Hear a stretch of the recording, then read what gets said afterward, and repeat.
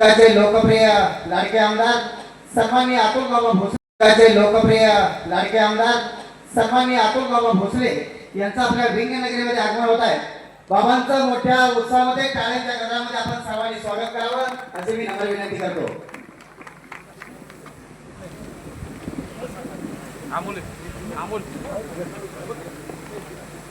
आमदार साहेबांचं आगमन झालंय। बाबू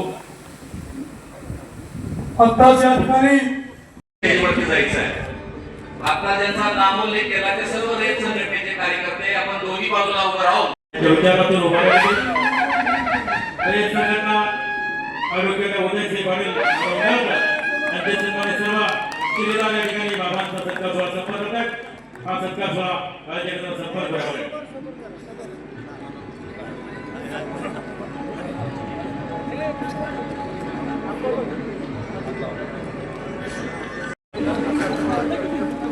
योगदान आणि कृष्णेसाठी वरदान या पुस्तकाचे लेखक आहेत श्रीरंग देसाई दादा आणि जे प्रस्तावनेचे वाचन करत आहेत अर्जुन दसके सर। अर्जुन दसके सर अभिनंदन आहे। आपल्या सुद्धा बाबा सत्कार सोहळा समोर आहे।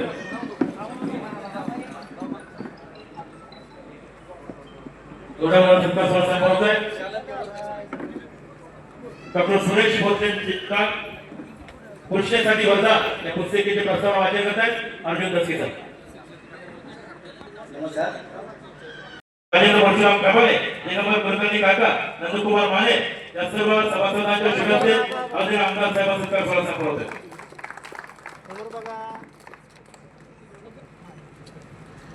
उद्योग, सहकार, बँकिंग सर्व क्षेत्रामध्ये आज कृष्णा परिवाराचं मोठं योगदान आहे। त्यामुळं खरं तर ही कृष्णा कारखान्याची निवडणूक लागण्याची काही गरजच नव्हती। कारण 2015 साली ज्या वेळेला सभासदांनी आदरणीय बाबांच्या 10 ते 15 या कारभारावर बोललं जातं। 2010 ते 15 मी त्या बॉडीतला एक साक्षीदार आहे, संचालक आहे। म्हणून आता इथं आपण मारुतीचं दर्शन घेतलं। खऱ्या अर्थानं बाबा या जगात खरं बोलणं पाप आहे असं मला वाटायला लागलं। त्या झालेल्या 4-2 सभेत मी रेट्यामध्ये सुद्धा सांगितलं की मारुतीच्या मंदिरापुढे बोलतोय आपण बाबा कोणावर टीका केली नाही, आपण फक्त सत्य मांडतोय एवढंच मला म्हणायचंय। काय सत्य मांडतोय बाकीचं हे सांगतील बाबांनी विकास केला, बाबांनी पुढे कारखाना नेला, तर मी एवढंच बोलतो जी आमची बाजू आहे, आमचं काय चुकलं हे खऱ्या अर्थानं मांडतोय। असं कोणाला लागायची काही गरज नाही। खऱ्या अर्थानं 2010 साली सर्व यातले अनेक सभासद असतील त्यांनी खऱ्या अर्थानं आम्हाला पाठिंबा दिला आणि काहीतरी चांगलं घडल, अजून काहीतरी वेगळं घडल अशा परिस्थितीत तालुक्यातले अनेक आमचे असतील, या तालुक्यात एक संचालक मंडळ झालं। परंतु आणि थोड्या दिवसात झाले 8-10 महिने झाले असतील, तिथून पुढे ह्या काही गोष्टी चालू झाल्या, परतच्या नंतर काहीतरी झालं, अशी 1-2 वर्ष ह्यात गेली। परंतु ज्या ज्या गोष्टी दादा परवा म्हणले ही नवीन लोक होती, ज्या ज्या गोष्टी घडल्या नाहीत किंवा 60-65 वर्षात जे काही घडलं नाही अशा प्रकार चालू झालं, त्यावेळेला खऱ्या अर्थानं आम्हाला समजले की कृष्णा कारखान्याचा संचालक काढून टाकता येतो। मग त्याची कशी सही घ्यायची, काय करायची, 87,000 सही एखादी सही डुप्लिकेट करू शकतो, पण एखाद्या चांगल्या हॉटेलवर बसून सभासदांचं शोषण करायचं, कारखान्याला अडचणीत आणायचं आणि वाहनधारक असतील काय असतील कंत्राटदार यांच्या नावावर किंवा जुना अर्ज घेऊन त्या ठिकाणी खऱ्या अर्थानं सह्या करता येते त्या, हा सुद्धा आम्हाला 2015 नंतर समजलं। कारखाना समजणं काही एवढं सोपं नाही दादा, तुम्ही म्हणता तसं आम्ही नवीनच होतो, परंतु आमच्यात काही लोक अनुभवी होती। पहिल्यांदा त्याचा एक अनुभवी माणूस काढला डॉक्टर पवार साहेब म्हणून, त्यांना काढले। परंतु आमच्या विभागातले इस्लामपूरचे माधवांना त्या माणसांनी पहिल्या दिवसापासून मी अजून सांगतो 425 वय आहे त्यांच्याकडं दादा, सगळा कारभार आजची तारीख, आज काय झालं, आज विभागाची सभा झाली हे सुद्धा त्या माणसाकडे लिखी आहे आणि काय काय झालं, कसा विरोध केला। एखाद्या संचालकाला दादा हुशार होते, पण अण्णांनी अगदी आपल्या साखर संघाला डेली फोन केल्याशिवाय सभेला सही केली नाही। आणि सभासद आज म्हणू शकतो की तुम्ही काय केलं, पण मी अजूनही सांगतो ठामपणे की ज्यांनी विरोध केला, निम्म्या बॉडीने विरोध केला आणि ज्या वेळेला 2 संचालक काढले त्यावेळेला खऱ्या अर्थाने भीतीचं वातावरण झालं. आम्ही आमच्या आदरणीय नेते साहेबांना भेटलो आणि साहेब म्हणले हे काही बरोबर नाही. साहेबांनी सुद्धा आमच्या डोक्याला हात लावला आणि एका बारास एक साखर पोती सपली ती साखरेचा आपण खायाव कसं धान्य सांगतो अशा पद्धतीचा ढीग मारला. हे खोट आहे का? हे जर उत्तर दिलं पाहिजे. उसाच्या प्रतपर मी बाबा एवढं सांगतो की आता तुमच्या कारखान्यात आत मी ब्रह्मानंद पाटील सभासद आहे. माझ्या रानातनं ट्रॅक्टर 17-18 टनाचा भरून आलाय. तो ट्रॅक्टर परत बाहेर जाईल का एवढं मला जगदीश दादा सांगा. असा एक घोटाळा बाहेर आला. इथं आता मगाशी कापूरकर बापू मला कुठं दिसलं होतं, त्यांनीच तो खरा घोटाळा म्हणजे सांगितलं होतं की हाय तिथे साक्षर तिने सांगावं पाहिजे तोंडावर की खरं का खोटं. आणि अजून एक कापूरकर बापू मी तुमच्या आठवण सांगतो की ह्या घोटाळ्यासाठी 5:30-6च्या दरम्यान अनेक संचालकांना तुम्ही बोलवून घेतलं आणि आम्ही सगळेजण व्हीआयपी गेस्ट हाऊसला बाबा आलो. ह्या असं झालंय. किती टन गेलाय, किती खेपा गेल्या, ह्याला माप आहे का? किती टन गेल्या किती ही कोणी काही करायचं. मग अंदाजे एवढ्या गेल्या. मग तो आमच्या लक्ष्मीपूर साहेब आमच्या गावचा आहे त्याला बोलवून घ्या, ह्याला बोलवून घ्या. मी म्हटलं ह्याच्यावर कारवाई झाली पाहिजे की यातली सुटली नाही पाहिजे ती. परिस्थिती अशी जर माझ्या नाव ऊस गेला या तर त्याचं बिल आमच्या कारखान्यातनं जाणार आणि तो ऊस दुसऱ्या कारखान्यात नेऊन टाकलाय. कुठल्या तरी एखाद्या कामगाराला मी ते सुद्धा पुढे आणून देईन तुम्हाला. इतकं माझ्याकडे सुद्धा आहे. मी खोटं बोलणार नाही. मी अजून 10 वेळा सांगतो. मी 2010 ते 15 एवढाच इतिहास मानणार आहे. मला बाकीचं नाही काही बोलायचं नाही. तर अशी परिस्थिती असताना दुसऱ्या तिसऱ्या दिवशी कापूरकर बापूला तो पवामाचा एक खर्च येतो. सत्य गोष्ट विचारा. 3-4 दिवशी आम्ही सारखं मॅट लावल्यावर बापू खिशात काहीतरी काढतील म्हणलं काढला पवा आणि पव्यावर 2-3 गाणी वाजवली आणि आमच्या लक्षात नाही. आम्हाला वाटलं ही गाणी जरा बरी आम्हाला पण जरा वाटलं तिथं बसून काही कापूरकर बापू आहे ते म्हणजे त्यांनी सांगावं ही खरी गोष्ट. मी आठवण सांगतोय. मी असा पुराव्यासह बोलणारा माणूस आहे. हिने कापूरकर बापूंनी 2-3 गाणी चांगली श्रीकृष्णाच्या पवानं म्हणले आणि परत 2 दिवसांनी आमच्या लक्षात आलं ही गाणी आपल्याला ऐकायला लावली तुम्ही म्हणजे हे कुठं तर थांबवायचंय. बारीक सारी गोष्टी अशा होत्या त्या कुठं ह्याच्यावर चर्चा नको. त्याचं कारण काय? मग आपल्या जवळ कोणतं त्यात आलंय त्यात कोणतं घावतंय असं ती लांबट निघत अशी निघली आणि मग त्यावेळेला ती परिस्थिती तो विषय तिथंच थांबला. परवा आमच्या श्रीमंत दादांनी सांगितलं की किल्लेमचंद्र गडावरनं गाडी गेली खाली गेली म्हणजे गडावरून खाली गेली. पण दादा तुम्हाला तेवढी अर्धीच बातमी आहे. खरी बातमी आता सांगतोच. तर आता जवळ पुढे यायला लागली विषय. तर बाबा ज्या वेळेला आमचे 2 संचालक काढले त्या वेळेला वातावरण थोडस गडबड झालं आणि नवीन वाट झाली ती गडाव गाड्या जायची. मग 2 गाड्यांना आमचे ठराविक संचालक दादा गेले. तुम्ही सारखं म्हणताय नाही नाटाच्या पांढरीत तुम्हाला सुट्टी नाही असं तुमचा शब्द आहे. परंतु मी कृष्णा कारखान्याचा संचालक झाल्या माझे मामा येला दादा माझे गुरु आहे तिने मला तांब्यात बोलवून सांगितलं होतं नाताच्या पांढरीत सुट्टी नाही. ज्या वेळेला दादा तुम्ही म्हणता त्याच्यावर मला माझ्या मामाची आठवण येते. मी खऱ्या अर्थाने सांगतो अखंड आयुष्य दादा तुमच्या बरोबर त्यांनी घालवलंय. त्यांच्याबद्दल मी जास्त काही सांगणं बरोबर नाही. अशा परिस्थितीत 2 गाड्या मी वर घेऊन गेलो. 2 गाड्या वर घेऊन गेल्यानंतर तिथं दर्शन घेताना शर्तपणे काढायचं आहे असं आहे तिथं.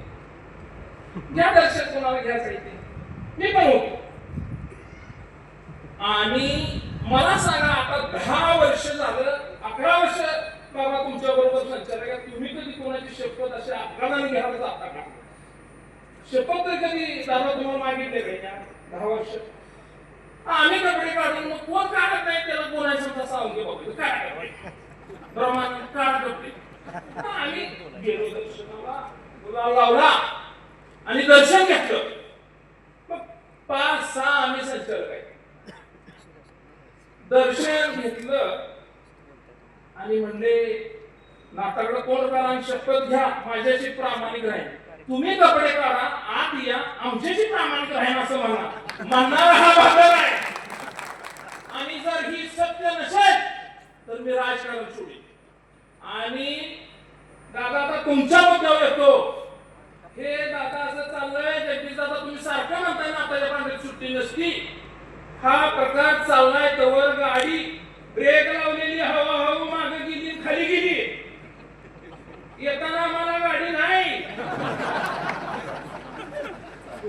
ही अटक्याची गाडी पाहिजे तर मी नंबर पण देईल तुम्हाला कुणाची ती पण नाव सांगेल. ही वस्तुस्थिती आहे. हे सभासद बंधूंना खरं कळाले पाहिजे. हे हसण्याचा आज वाटतंय पण त्यावेळेला आमची काय परिस्थिती झाली असेल आम्ही त्यात आहे हे सांगा.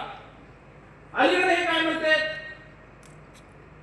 की आमचं खात्यावर पैसे. बाबा मूळ गाव तुमचं इस्लामपूर आहे. अण्णा मास्तरांचा मुलगा विलास पाटील देवायचे रिटायर झाले. ते माझ्या वडिलांचे मामा.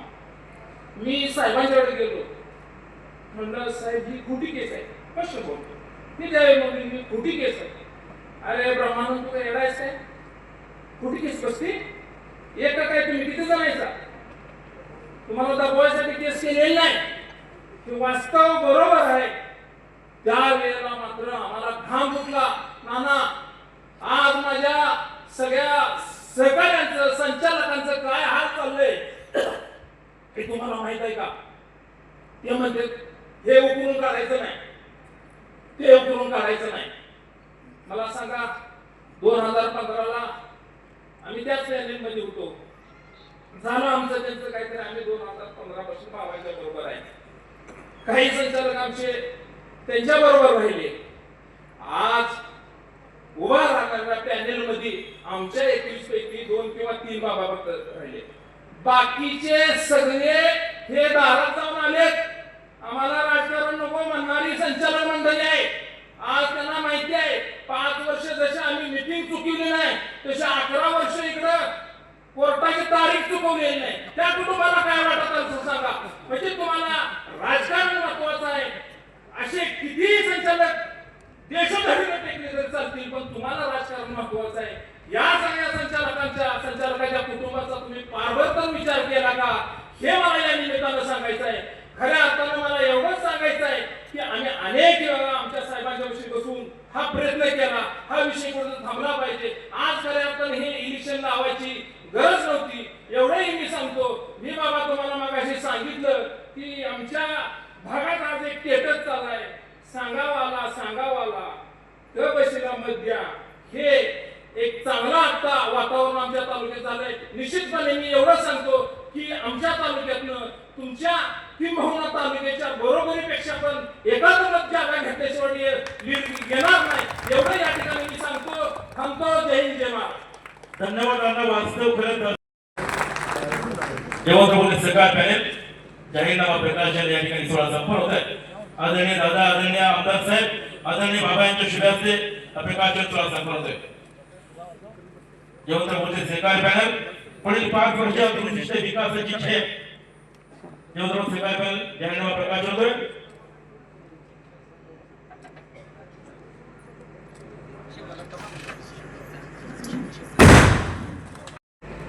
विंग गावामध्ये सभा आयोजित केलेली असताना अत्यंत उत्स्फूर्त असा प्रतिसाद या सभेच्या निमित्तानं आपल्या जयवंतराव भोसले सहकार पॅनलला मिळाला. या गावाला एक खूप मोठी परंपरा आहे. एक महत्वपूर्ण सभा कुठल्याही निवडणुकीमध्ये विंग गावामध्ये व्हायलाच लागते आणि त्यामुळं ही विंग गावामध्ये होणारी सभा ही खऱ्या अर्थानं भविष्यामध्ये आपल्याला मोठ्या मिळणाऱ्या विजयाची नांदी या सभेच्या निमित्तानं होते असं देखील मला आपल्याला सगळ्यांना सांगायचं. यशवंतराव मोहिते कृष्णा सहकारी साखर कारखान्याची स्थापना 1955 साली झाली. 1959 साली पहिल्या गळीत हंगामाला आपण सामोरे गेलो आणि कारखाना ज्यावेळेला 1959 पासून व्यवस्थितरित्या चालायला लागला त्यानंतरच्या काळामध्ये आपल्या आधीच्या पिढीला असं वाटलं की जोपर्यंत स्वतःच्या हक्काचं पाणी हे शेतकरी सभासदाच्या शिवारापर्यंत आपण पोहोचवत नाही, बांधापर्यंत पोहोचवत नाही, तोपर्यंत आपल्या कारखान्याला शाश्वत ऊस हे मिळणं कठीण जाणार। आणि त्यामुळं स्वर्गीय जयवंतराव अप्पांच्या नेतृत्वाखाली एक तरुण लोकांची त्या काळामध्ये फौज तयार करण्यात आली। त्यात बबुराव अण्णा असतील, अनेक सारे संचालक मंडळी असतील, या सगळ्या संचालक मंडळाच्या माध्यमातून ही फौज तयार करण्यात आली आणि कृष्णा सहकारी साखर कारखान्याच्या 11 पुरस्कृत योजना आणि 6 स्वमालकीच्या योजना अशा 17 योजना कृष्णा सहकारी साखर कारखान्याच्या परिसरामध्ये निर्माण करण्यात आल्या। एकेकाळी आपण अभिमानाने सांगायचो की 72,000 एकर जमीन ही ओलिताखाली आणण्याचं काम आमच्या यशवंतराव मोहिते कृष्णा सहकारी साखर कारखान्याने केले।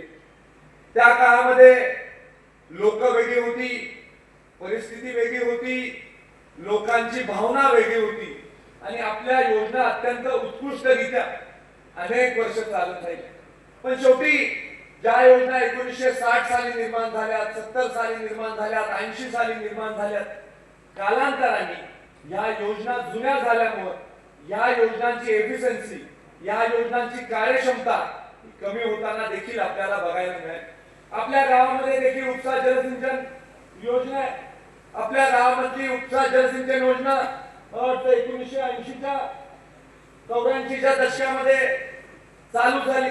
आता मला आपण सांगा 1984 साली जी योजना निर्माण झाली त्या योजनेची मोटर 1984 साली आपण घेतली, त्या योजनेची वितरण व्यवस्था 1984 साली झाली, त्या योजनेची स्टोरेज व्यवस्था, साठवण व्यवस्था ही 1984 साली झाली। मला वाटतं 3 स्टेजेस मध्ये आपली योजना आणि 3 स्टेजेस मध्ये आपली योजना त्यावेळेला कार्यान्वित झाली।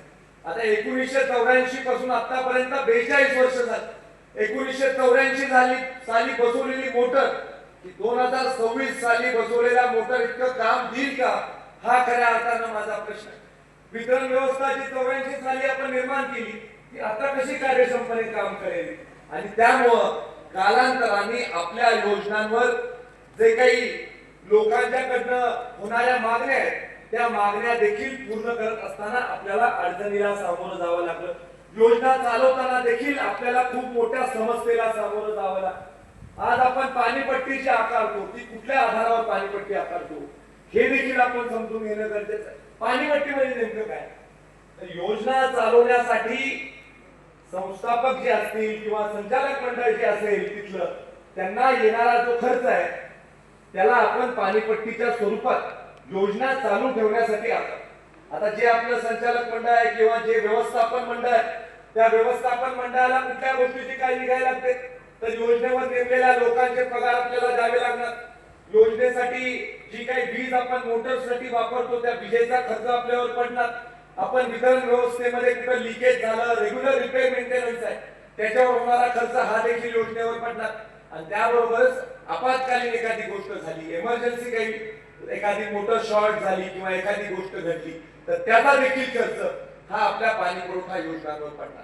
जर का योजना कार्यक्षमपणे चालत नसतील तर खऱ्या अर्थानं योजनेवर अवलंबून जे क्षेत्र आहे हे देखील कमी होताना आपल्याला दिसतं। आपल्या योजनेला 1000 एकर जमिनीला पाणी देण्याची क्षमता आहे, पण 1000 एकर आपण पाणी देऊ शकत नाही।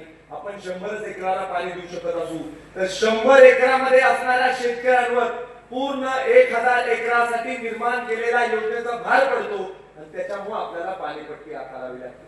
पाणीपट्टी कमी करण्यासाठी मार्ग काय, आज एखादी गोष्ट इथं व्यासपीठावर बोलायला मला देखील काही अवघड नाही।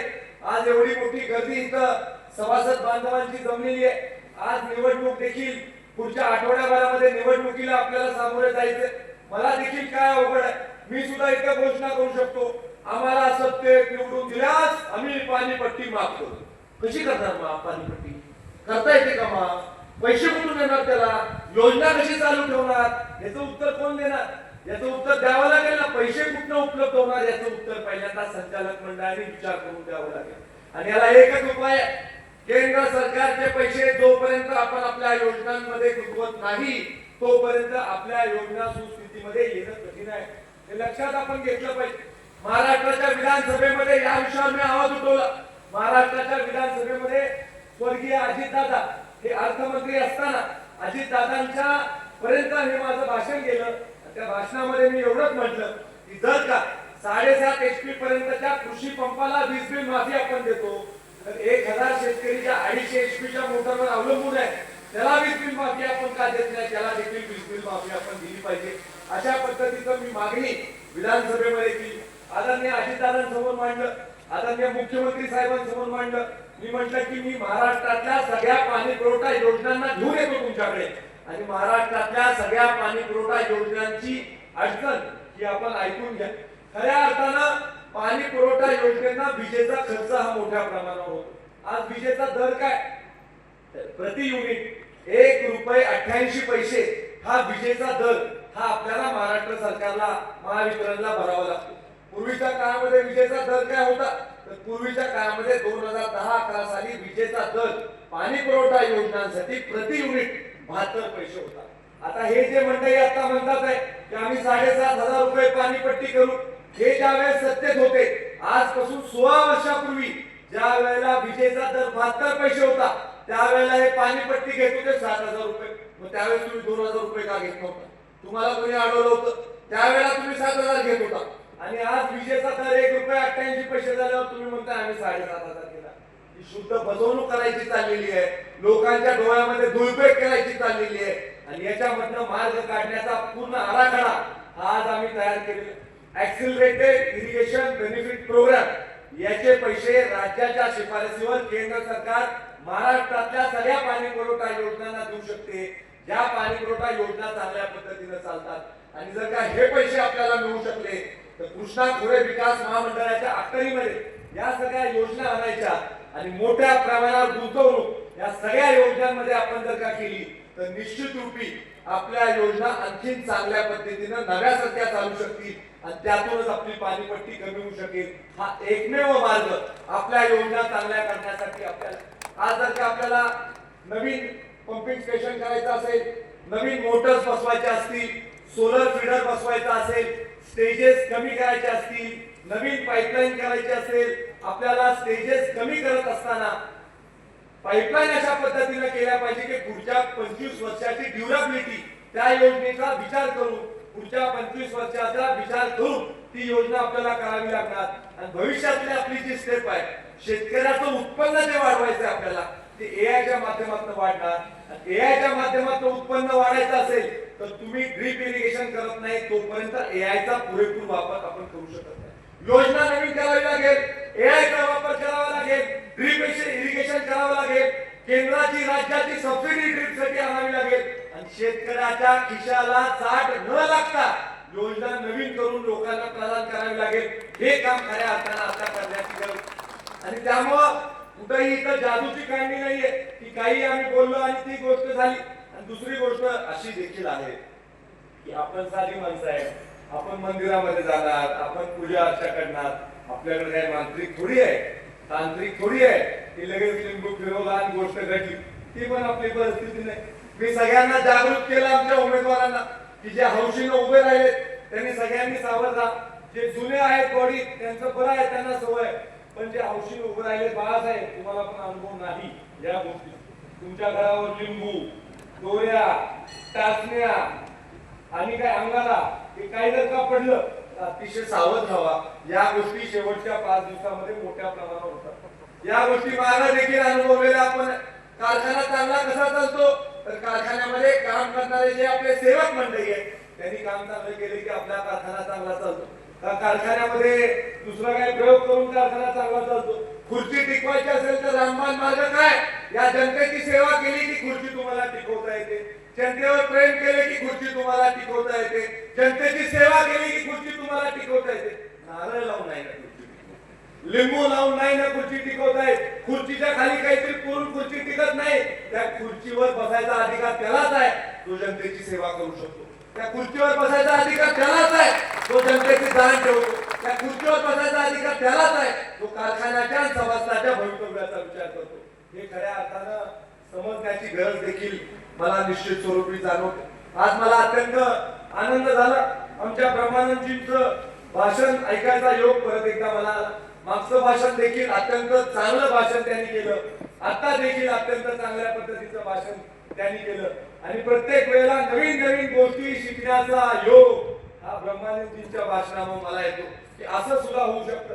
ब्रह्मानंदजी महाराष्ट्रामध्ये असं कुठेही होऊ शकत नाही, कुठल्या सोसायटीत होऊ शकत नाही, पतसंस्थेत होऊ शकत नाही, बँकेत होऊ शकत नाही, दूध संघात होऊ शकत नाही, कारखान्यात तर बिलकुल होऊ शकत नाही. संचालकाला माहित नाही आणि त्याला घरी घालवलं असं होऊ शकत. संचालकाशी मतभेद होऊ शकतात, मनभेद होऊ शकतात, पण निवडून आलेल्या संचालकाला 5 वर्ष खुर्चीवर बसायचा अधिकार. मला आपण सांगा, निवडून आलेले लोक ज्यांना 30,000 40,000 लोक निवडून देतात त्यांच्या खोट्या सह्या तुम्ही करता, त्यांना तुम्ही घरी घालवता, तुम्ही म्हणता की बोर्डामध्ये त्यांनी राजीनामा दिला. मला एक सांगा, अशा पद्धतीनं राजीनामा कोण देतं का? मी तरी आजपर्यंत बघितला नाही.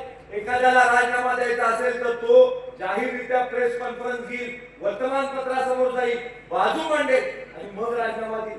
चोरी छुपे तो राजीनामा देणार.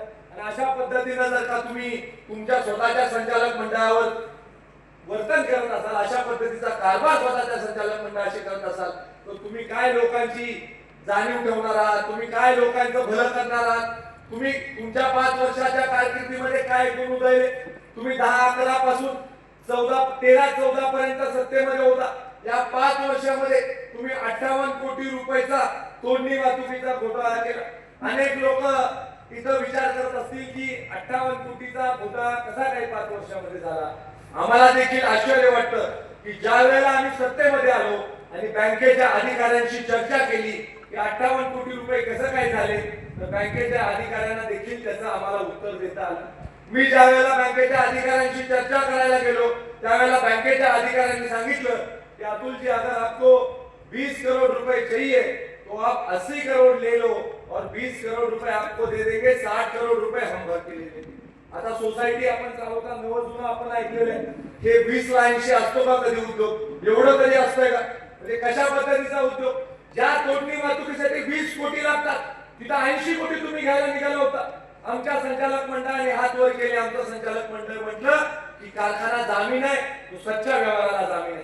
कारखाना जामीन आहे तर योग्य व्यवहाराला जामीन आहे आणि कारखाना कुठलीही चुकीच्या पद्धतीनं केलेल्या व्यवहाराला जामीन नाही. त्यानंतर तुम्ही काय केलं? त्यानंतर तुम्हाला 5 वर्ष बोर्डामध्ये ज्या वेळेला तुम्ही होता त्यावेळेला एकदा सुद्धा तुम्हाला तोंड उघडता आलं नाही. एकदा सुद्धा तुम्हाला म्हणता आलं नाही की हे 58 कोटी रुपये आपण कुठे खर्च केले. मुळात तोडणी वाहतुकीला एवढे पैसे लागतात कसे? ज्या वेळेला 14-15 साली आपण सत्तेमध्ये आलो त्यावेळेला 20 कोटी रुपये कृष्णा बँकेने दिले. त्याचा रेकॉर्ड आहे, त्याची पूर्ण माहिती मी तुम्हाला द्यायला तयार आहे. आणि त्या 20 कोटी रुपयामध्ये कृष्णा सहकारी साखर कारखाना सुरळीतरित्या चालला. यांनी काय केलं? सत्तेमध्ये आले 10-11 साली करार केले 2570च्या दरम्यान. 2570 करार केल्यानंतर फक्त 1400 करार केलेले लोक तिथं तोडणी वाहतुकीचं काम करायला आले, 1100 लोकच आले नाही. असं प्रत्येक वर्षी झालं आणि 5 वर्षामध्ये 58 कोटी रुपयाचा खड्डा हा कारखान्याला काढून दिला. यांनी काय कशा प्रकारचा उद्योग केला की 7200 मेट्रिक टनाचा कारखाना आणि किती लोक काम करत होती? तर 3000 लोक काम करत होती. आज कारखान्याची गाळप क्षमता 12000 मेट्रिक टन. किती लोक काम करतात? तर 1400 लोक काम करतात. आता मला तुम्ही सांगा, मला तर माझ्या डोक्याबाहेर आहे की 7200चा कारखाना चालवायला 3000 लोक आणि 12000चा कारखाना चालवायला 1400 लोक. मग मला सांगा, हे कर्तृत्व आहे की नाही? आम्हाला तर शक्यच नाही की आमच्याकडं कपॅसिटी वाढायला लागली, लोक कमी व्हायला लागले. लोक कमी झाल्यावर पगार वाचला, पगाराचे पैसे वाचले, ताळेबंदावरचे पैसे वाचले. कोणाचा फायदा झाला? कोणाकडे पैसे राहिले? ही सभासदांची संस्था हे आपण कधी जाणून घेणार आहोत? अशा पद्धतीचा प्रश्न देखील त्या लोकांना मला निश्चित स्वरूपी आज करायचा. 1000 लोक अशी नेमली होती की ज्यांचा कुठलाच नामोनिशाण नाही.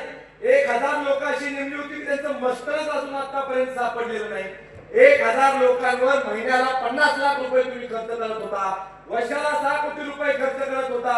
5 वर्षामध्ये 24 कोटी रुपये तुम्ही खर्च केले. कुणावर खर्च केले अद्याप आम्हाला सांगता आलेलं नाही. 24 कोटी रुपयाचा खर्च हा सभासदांवर पडला आणि अशा पद्धतीनं पूर्णपणे गंधान कारभार या कारखान्याचा केला. कारखान्याची रिकव्हरी खऱ्या अर्थानं आपला कारखाना कसा चालला हे दाखवून देते. कारखान्याची रिकव्हरी मागच्या 11 वर्षामध्ये किती राहिली?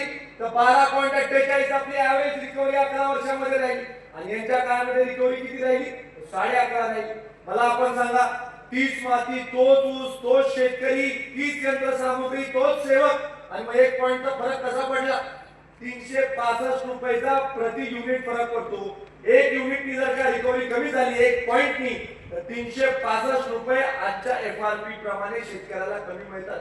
आज आपण घरी गेल्यानंतर अहवाल उघडून बघा. अहवाल उघडल्यावर शेवटचं पान तुम्ही अहवालाचं उघडा आणि त्या शेवटच्या पानावर 2013-14 साली अंतिम दर किती दिला हे काढा. 2277 रुपये अंतिम दर दिलाय. त्याच वर्षी हुतात्मा सहकारी साखर कारखान्यांनी पलीकडच्या 300 रुपये जास्ती आपल्यापेक्षा दर दिलाय. 300 रुपये दर म्हणजे तुम्ही विचार करा किती फरक पडला. आणि हा 300 रुपये कमी दर देण्यासाठी 60 कोटी रुपयाचं कर्ज घेऊन ते कर्ज आमच्या संचालक मंडळाने भरले. ही खरी वस्तुस्थिती देखील आपण जाणली पाहिजे. यांचा 2277 देण्या इतकी देखील परिस्थिती कारखान्याची ठेवली नव्हती. ही खरी वस्तुस्थिती आहे. कशा कशा प्रकारचे यांनी घोटाळे केले. हे एक अभिनव घोटाळा केला, पालापाचोळा घोटाळा. तर पालापाचोळा घोटाळा काय? आता इथं थोडं बाजूला आपण गेले की पालापाचोळा मिळतो. तो पालापाचोळा विकत घ्यायची किंमत ठरवतो. पालापाचोळा विकत घेतला आणि पालापाचोळा जास्त दरांनी विकत घेऊन बगॅस फीडर मध्ये जास्त भरल्यामुळे बगॅस फीडर जॅम झाला, बंद पडला बॉयलर आणि बगॅस फीडरची दुरुस्ती करायला खर्च केला. म्हणजे अशा प्रकारचं ज्ञान असणारी लोक महाराष्ट्राच्या मातीत कुठेही बघायला मिळणार नाही. हे देखील या कार्यक्रमाच्या निमित्तानं मला तुम्हाला सांगायचं. एकदम सोपं पटणारं उदाहरण सांगतो. एक गाडीचा नंबर लिहून घ्या तुम्ही. MH11Y 6607. अजून एक लिहून घ्या नंबर MH11Y 6608. गाडीची किंमत 4,69,000 रुपये. गाडीच्या देखभालीवर खर्च केला 4.5 लाख रुपये. नवीन गाडी एवढा खर्च देखभालीवर केला आणि गाडीच्या पेट्रोल डिझेलवर खर्च केला 14 लाख रुपये. म्हणजे मूळ गाडीची किंमत 4.5 लाख आणि गाडीवर खर्च केला 19 लाख. एवढं कर्तृत्व जमल का आपल्याला?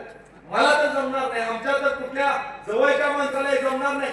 4.5 लाखाच्या गाडीवर 5 वर्षात 19 लाख खर्च, एका गाडीवर 20 लाख रुपये खर्च. अशी माणसं कुठून मिळणार महाराष्ट्रात? अशी माणसंच मिळणं शक्य नाही. सलाम केला तुमच्या या वागण्याला. अशा पद्धतीचं वागणं करून परत तुम्हाला वाटतंय की आमच्या हातामध्ये कृष्णा कारखान्याची सत्ता द्या, परत आम्हाला तिथं घोटाळा करण्यासाठी संधी द्या, परत आमच्या एका सल्लागाराला पंकज हॉटेलमध्ये बसून करायचे, निर्णय करायची मुभा द्या. अशा पद्धतीच्या विचाराची ही लोक आहेत. काय यांचं कर्तृत्व आहे? सातत्याने FRP कमी ठेवून FRP पेक्षा वर दर देणं म्हणजे काय?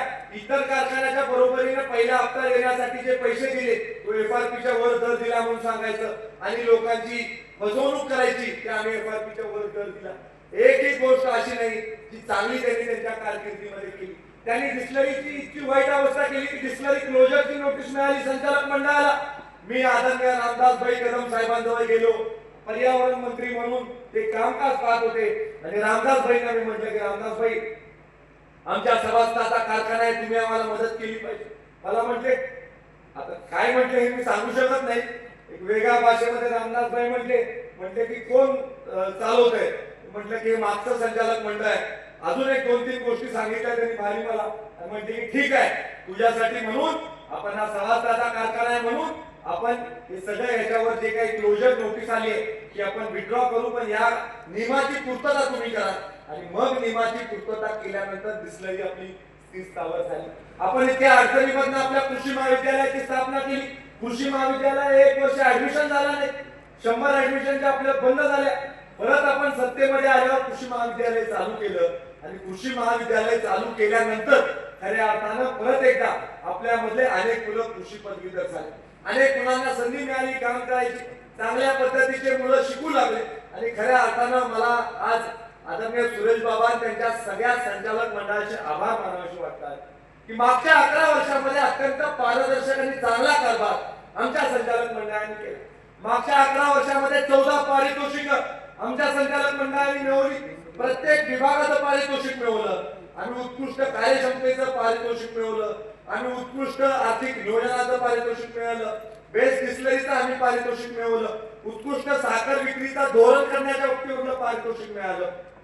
हे 14 पारितोषिक मिळत असताना महाराष्ट्राचे लोक आदराने यशवंतराव मोहिते कृष्णा सहकारी साखर कारखान्याकडे पाहायला लागली की पूर्वीच्या काळामध्ये आदर्शवादी असणारी अशी ही सहकारी संस्था जी होती आज देखील पूर्वपथावर आलेली आहे. अशा पद्धतीचं मत आज महाराष्ट्रामध्ये असंख्य लोकांचं झालं. आज वसंतदादा शुगर इन्स्टिट्यूट कोण चालवतं? आदरणीय शरदचंद्र पवार साहेब चालवतात. तिथं माझा वशिला चालेल का? एखाद्या वेळेस तुम्ही म्हटलं असता देवेंद्र फडणवीस साहेबांजवळ वशिला लावला आणि बक्षीस मिळालं तर ठीक आहे, पण इथं पवार साहेब चालवतात त्या संस्थेने देखील बक्षीस दिलं. राष्ट्रीय स्तरावरच्या सुद्धा अनेक संस्थांनी बक्षीस दिलं आणि त्यामुळे एक वेगळ्या प्रकारचा नावलौकिक देखील कारखान्याचा निर्माण होऊ शकला. आज आपल्या गावामध्ये हा कार्यक्रम घेत असताना मला आपल्याला सगळ्यांना एवढंच सांगायचंय की शेवटी निवडणुकीमध्ये आपण गाफील राहून चालणार नाही. निवडणूक ही विचाराची लढाई असते. निवडणुकीमध्ये आपण जनतेपर्यंत जाऊन आपलं चांगलं काम समजूनच्या बाबतीमधलं काम हे केलं पाहिजे. चांगल्या पद्धतीनं लोकांपर्यंत जाण्याच्या बाबतीत काम हे आपल्या सगळ्या उमेदवारांनी केलं पाहिजे. परत परत लोकांच्या दारात जाऊन लोकांची समजूत काढण्याचं काम देखील आपल्या सगळ्या लोकांनी केलं पाहिजे. आणि त्यामुळे मला खात्री वाटते की ज्या पद्धतीनं नवीन जुन्या लोकांची आपण टीम केलेली आहे, काही ज्येष्ठ लोकांचं मार्गदर्शन देखील त्यांना आहे, यांच्या सगळ्यांच्या माध्यमातून मतदार राजापर्यंत आपण पोहोचायला कमी पडणार नाही. आणि येणाऱ्या 21 तारखेला भरघोष मताने जयवंतराव भोसले सहकार पॅनल आपण निवडून देऊ अशा प्रकारची खात्री निश्चित या कार्यक्रमाच्या निमित्तानं आपल्याला व्यक्त करावीशी वाटते. आज या कार्यक्रमानिमित्त मला आपल्याला एवढंच सांगायचंय की जर का जयवंतराव भोसले सहकार पॅनलला आपण सत्तेची खरं चावी परत सोपवली, परत एकदा सत्तेमध्ये काम करण्याची संधी आपण आम्हाला जर का दिली तर 2 महत्वपूर्ण गोष्टी आपण निश्चित स्वरूपी करणार आहोत. सगळ्यात पहिली महत्वपूर्ण गोष्ट आपल्याला सगळ्यांना माहिती आहे की 2015 सालच्या निवडणुकीत आपण घोषणा केली की आम्ही निशुल्क साखर, परत त्याच्यावर टीका व्हायला नको, मोफत कोणाला आवडत नसतो शब्द, आपण शेतकऱ्याची मुलं आहे आपण मोफत म्हणतो, पण काही लोकांचा आक्षेप असेल तर निशुल्क आम्ही साखर देण्याचं धोरण करण्याच्या बाबतीमध्ये सुतोवाच केलं. आपण निशुल्क साखर देण्यामध्ये यशस्वी झालो. जनरल बॉडीचा ठराव आपण घेतला, आपण ते वचन पूर्ण केलं. नंतर आपण घोषणा केली की आम्ही घरपोच साखर करू, आपण गावापर्यंत साखर पोच करण्यामध्ये यशस्वी झालो. आणि आज आपण म्हणत आहोत की जर का परत सत्तेची संधी दिली तर आंतरराष्ट्रीय दर्जाची मोठ्या खड्याची साखर ही देण्याच्या बाबतीमधलं वचन ते येणाऱ्या काळामध्ये आपण पूर्ण करू. आणि दुसरं आपण आश्वासन देतोय की आम्हाला संधी दिली की केंद्र आणि राज्य सरकारच्या तिजोरीमधला पैसा आपल्या पाणी पुरवठा योजनांना आणून परत एकदा पूर्वपथावर आपल्या पाणी पुरवठा योजना आणण्याचा शब्द या कार्यक्रमाच्या निमित्तानं तुम्हाला सगळ्यांना देतो. परत एकदा मोठ्या संख्येनं आपण सगळेजण जमलात याच्याबद्दल आपले सगळ्यांचे आभार मानतो आणि थांबतो. जय हिंद, जय महाराष्ट्र. लोकांना अशी इच्छा झाली असेल जरा आधी तुम्ही बोलला असं तर फार चांगला झाला असं सुरुवात इच्छुकांची संख्या वाढली असते की तिथं गेल्यानंतर आपण गाडी खाली डोंगरांच्या खाली पाठवत होतो, नंतर अनेक काही काही गोष्टी करतो.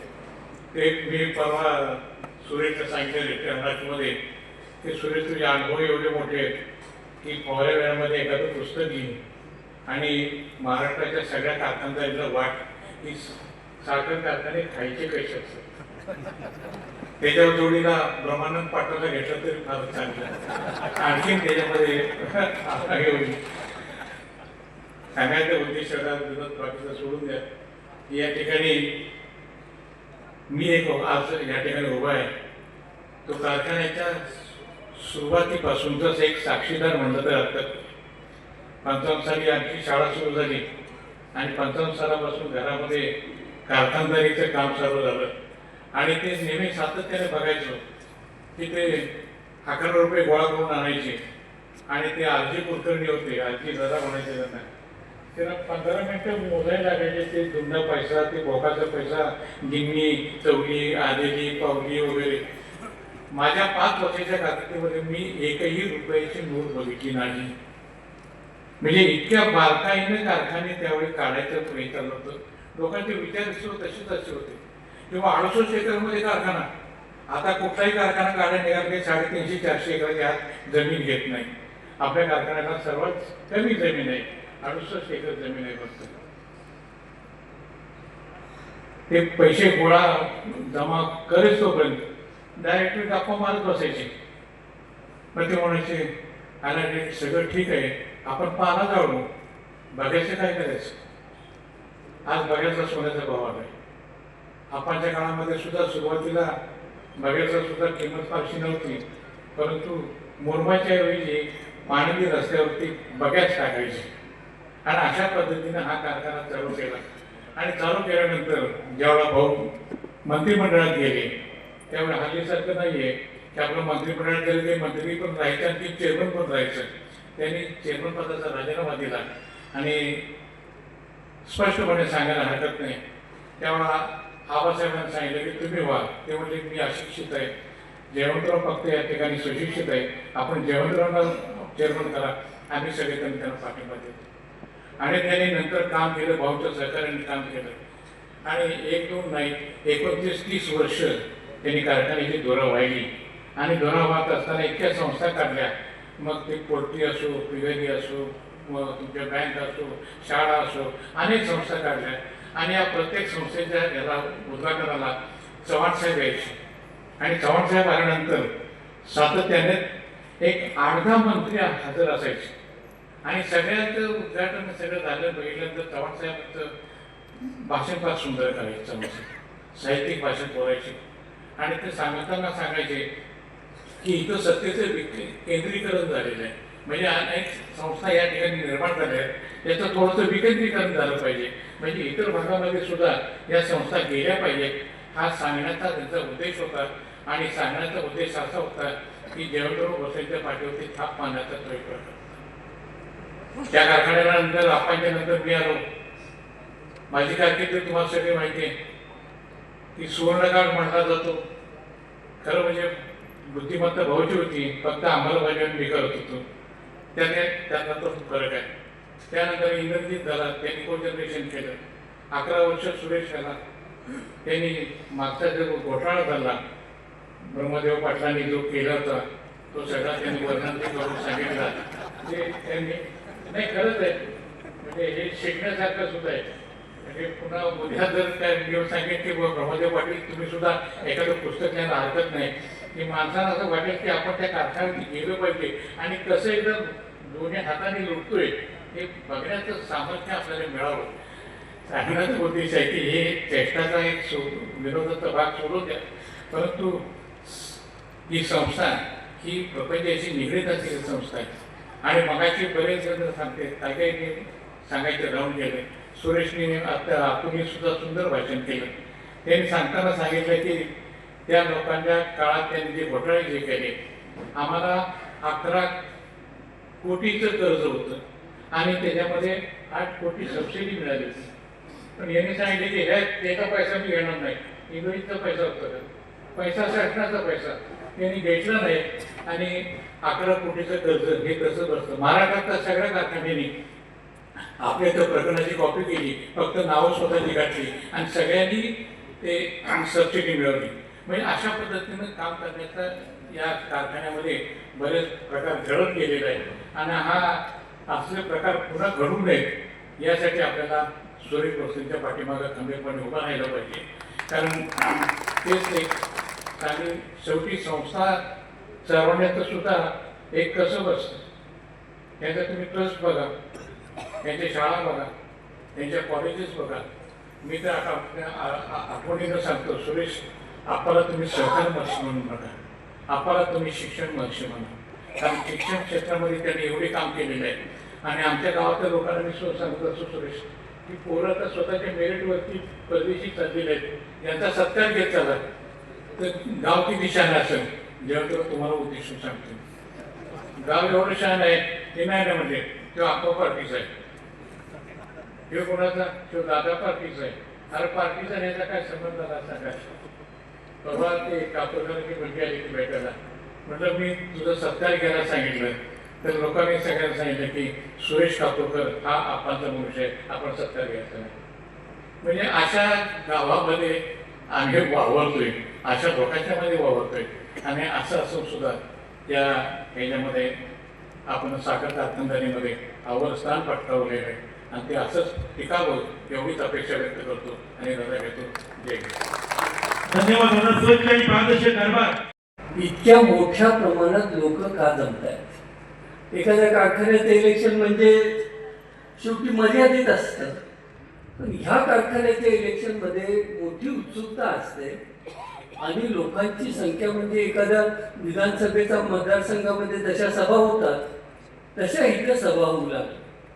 आणि याचं कारण काय? तर पहिलं कारण असं आहे की हा कारखाना ह्या महाराष्ट्रातला सर्वात मोठा असा कारखाना आहे. 2-3च कारखाने जे मोठे आहेत त्याच्यातला हा मोठा कारखाना आहे. हा कारखाना असा आहे की सगळ्या महाराष्ट्रामधल्या कारखान्यांपेक्षा सभासद संख्या जास्त आहे. 40,000 सभासद संख्या कुठल्याही कारखान्याची नाही. हा कारखाना असा आहे की सगळ्यात मोठ्या प्रमाणात कार्यक्षेत्र आहे.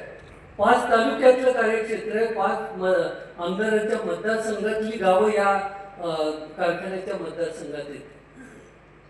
वैशिष्ट्य आहे ह्या कारखान्याचं. आणि त्याचबरोबर हा कारखाना एक आदर्श कारखाना म्हणून समजला जातो, एक पथदर्शक कारखाना म्हणून समजला जातो.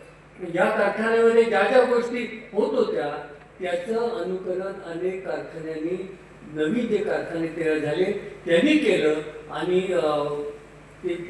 त्यांची वाटचाल आपल्या पावलावर पाऊल ठेवून ही झाली, महाराष्ट्रात सगळीकडे झाली.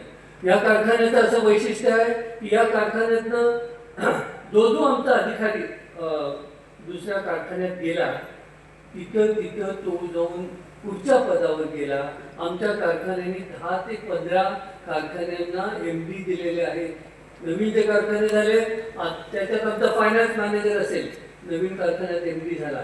इरिगेशन मॅनेजर असेल, MD झाला. लेबर ऑफिसर असेल, MD झाला. सगळे जे वेगवेगळ्या पदावर होते ते दुसऱ्या कारखान्यात जाताना मोठ्या पदावर गेले.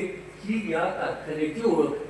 आणि अशा कारखान्याची ज्यावेळेला निवडणूक होत असते आणि आज आपण आता 21व्या शतकात आहोत, अनेक आव्हानं आपल्या पुढे आहोत असताना एकच हा विचार केला पाहिजे की ही संस्था चालवताना ज्यांना ह्या संस्थेचा थोडासा अनुभव आहे अशीच लोक सत्तेमध्ये पाहिजे. आणि जर अनुभव नसणारी लोक आली आणि जर एखाद्या विशिष्ट उद्देशाने लोक या कारखानदारीमध्ये आली तर काय होतंय हे आता ब्रह्मानंद पाटलांनी आपल्याला सांगितलं. तुम्ही सगळं व्यवस्थित आपल्याला 15 साली काय परिस्थिती होती सांगितली. अगदी थोडक्या याच्यामध्ये मी सांगतो की त्यावेळेला आम्हाला दैनंदिन कारभारासाठी सुद्धा कारखान्याकडे पैसे नव्हते. कामगारांचा पगार द्यायला आमच्याकडे पैसे नव्हते. आम्हाला व्यापाऱ्याकडे द्यायला आमच्यासाठी पैसे नव्हते. तोडणी वाहतूकदाराला द्यायला पैसे नव्हते. पैसेच नव्हते कारखान्यात. आणि अशा परिस्थितीमध्ये आम्ही कारखाना घेतला. आणि ह्याच्यात हे कशामुळं झालं हे दादा जसं म्हणतात तसं मी पुस्तक लिहू शकतो की हे काय काय त्यांनी केलं. कारण सगळ्या चौकशी अधिकाऱ्याचे अहवाल, सगळ्या ऑडिटरचे अहवाल, हे सगळे याचा सगळा अभ्यास मी केला. फक्त एकच आहे की ब्रह्मानंदाला हे काय झालं नाही तुम्हाला नाही समजलं, की आता आम्हालाच समजलं. कारण तुम्ही सत्तेत गेल्यानंतर तुम्हाला लक्षात आलं की इतके घोटाळे झाले. आणि ही वस्तुस्थिती आहे. संचालक सुद्धा हे सगळे अंधारातच राहिले. आणि आतून सांगितलं जसं एक उदाहरण नाही आहे महाराष्ट्रामध्ये की निवडून आलेला आपल्याच पार्टीचा संचालक आपण काढून टाकतो. आता आमच्या बरोबर सुद्धा हे संचालक यांचे 5-6 संचालक होते. आम्ही सत्तेत आल्यानंतर 15 साली सत्तेत आल्यानंतर हे होते. आणि सगळे मला म्हणत होते की विरोधात इतकी लोक बसून तुम्ही कारभार कसा करणार? सहकारी संस्था आहे, दररोज अडवणूक होईल, कसे तुम्ही ठराव पास करणार? मी म्हटलं किती विरोधक असू दे आपण कारभार चांगला करत असल्यामुळे मला विश्वास आहे की काही अडचण येणार नाही यांना घेऊन सुद्धा काम करायला. आणि त्या 5 वर्षामध्ये 6 वर्ष मिळाली आम्हाला. एक करोनाचं वर्ष होतं. एका ठरावाला सुद्धा विरोध नाही झाला. एका ठरावाला करू शकत नव्हतं. मी म्हणलं लेखी तुम्ही घेऊ शकत नव्हते की हे चुकीचं करताय. चुकीचं केलं नाही. त्याच्यामुळे तोंड उघडता आलं नाही त्यांना 6 वर्ष. आणि मग इलेक्शनला काय सांगणार? म्हणून जे इलेक्शन झालं त्याच्यानंतर लोकांच्या लक्षात आलं की काय कारभार झाला तर हे काय करत होते. आणि आज इथं येत असताना परत 5 वर्षांनी तुम्ही येता इथं आणि इलेक्शन करताना काय म्हणून तुम्ही लोकांच्या पुढे जाणार आहे? आज काय प्रयोजन आहे सांगा? जे घोटाळे केले याच्यातनं आज कारखाना पूर्णपणे बाहेर पडलाय का? आजही काही गोष्टी प्रलंबित आहेत. आज समजा आमचे 24 कोटी रुपये जर कामगारांच्यावर खर्च झाले की ज्याचा हिशेब नाही, ते कारखान्याला वसूल करावे लागतील, करायला लागतील हे पैसे. ते कारखान्याचे पैसे गेले. तुम्ही वाहतूकदारांवर जे आता पैसे बँकेने लागले, आम्हाला त्यांना वाचवावं लागेल ना. ज्यानं कर्ज काढलं नाही, ज्याच्या खोट्या सह्या घेऊन पैसे घेतले, या माणसाला वाचवण्याची सुद्धा जबाबदारी ही आपली राहणार आहे. कारण हे चुकीचं झालं. पण थोड्या लोकांचं झालंय का? 760 लोकांच्या नावावर हे कर्ज काढलेलं आहे की ज्यांना हे पैसे भरावे लागतील, म्हणून ते 60 कोटी झाले. आता 60 कोटी राहिलं नाही, तुम्हाला माहित असेल. बँकेने व्याज लावलं त्याच्यावर आणि याचा विचार केला तर ते 60 कोटीचं कर्ज आता 100 कोटीवर गेलं. तर 100 कोटी रुपये आमचा वाहतूकदार कशात फेडणार आहे? त्यानं कर्जच ते काढलेलं नाहीये आणि कारखान्याकडे पैसे असायचा विषयच नाही. बँकेने आमच्याकडे पैसे मागितले नाही तर आमच्याकडे पैसे झाले नाही. त्याच्यामुळं या सगळ्या गोष्टींना त्यांना तोंड द्यावं लागेल. केस सुरू आहे, चार्जशीट फायनल झालेली आहे, अशा अवस्थेत आहे. आणि इथे येऊन आम्ही काय करणार सांगताना काय विजन आहे सांगा त्यांच्याकडे? विजन काय आहे का? पुढं काय करणार आहे? मागं केलेला घोटाळा आता पुढं सांगण्यासारखं काहीच नाही. आणि म्हणून 120 किलो साखर, अरे 120 किलो साखर द्यायला सुद्धा काय हरकत नाही, पण कशी देणार हे जर सांगितलं तर बरं होईल. तुम्हाला माहिती आहे का, आज महाराष्ट्रामध्ये आणि या देशामध्ये एकच कारखाना आहे जो हे निःशुल्क मोफत साखर देणारा एकच कारखाना आहे. अनेक कारखान्यांनी आपल्या इलेक्शन मध्ये आश्वासनं सुद्धा दिली की आम्ही मोफत साखर देतो. जमलंय का? एकाला तर जमलंय का सांगा? फक्त आपला कारखाना देतो. आणि म्हणून हे लक्षात घ्यायचं, हे करत असताना तुम्हाला द्यायचं असेल तर मिळवावं लागतं ना. पैसे मिळवले पाहिजेत ना. हे मिळवणार आहे कशात तर सांगा? आज आम्ही पैसे कशात मिळतात कारखान्याला? आज पैसे मिळतात साखर विकून मिळतात. मुख्य काय आमचं व्यवसाय साखर. आम्हाला पैसे मिळतात इथेनॉलमधनं मिळतात, अल्कोहोल किंवा इथेनॉलमधनं मिळतात. इथेनॉलमधनं किती पैसे मिळतात? आम्ही 8 ते 10% फक्त डायव्हर्शननुसार हे इथेनॉलला करतो. म्हणजे जर 12,000 टन आपण कृषी करत असलो तर 1000 ते 1200 टन फक्त आपलं डायव्हर्शन इथेनॉलला होतं. म्हणजे मुख्य आपलं इन्कम हा साखरच आहे. 2 नंबरचा इन्कम आपला इथेनॉल आहे. आपला तेवढा इन्कम हा वीज आहे. म्हणजे पैसे मिळणाऱ्या गोष्टी सांगतो, या गोष्टीत पैसे मिळतात. थोडेफार पैसे आपल्याला आपण जे कॉम्पोस्ट विकतो त्याच्यात पैसे राहतात. आणि आज आम्ही बचत केल्यामुळे, आता बचत कुठं आहे? एक बचत अतुल बाबांनी सांगितलं ती आहे की अनाठाई जो खर्च आहे तो आपल्याला बंद करायचा. आणि तो अनाठाई खर्च थोडा होता का? ते आकडे बाबांनी सांगितलं. त्याच्यातला मुख्य आकडा तुम्हाला सांगतो. त्या 5 वर्षामध्ये ट्रान्सपोर्टवर खर्च झालेले पैसे 11 कोटी रुपये. आता 11 कोटी रुपये वाया. त्याच्यातलं काय उत्पन्न काय झालं का? आपल्याला खर्चच झाला. तर हा खर्च बंदच करायचा होता. ही बचत झाली. बचत झाली म्हणजे पैसे मिळवले. इंग्रजीत काय म्हणतात? मनी सेव्ह इज मनी अर्न. म्हणजे तुम्ही पैसे वाचवले म्हणजे पैसे मिळवले. हा अनाठाई खर्च आपण बंद केला. असे अनेक दुसरे अनाठाई खर्च होते ते बंद झाले.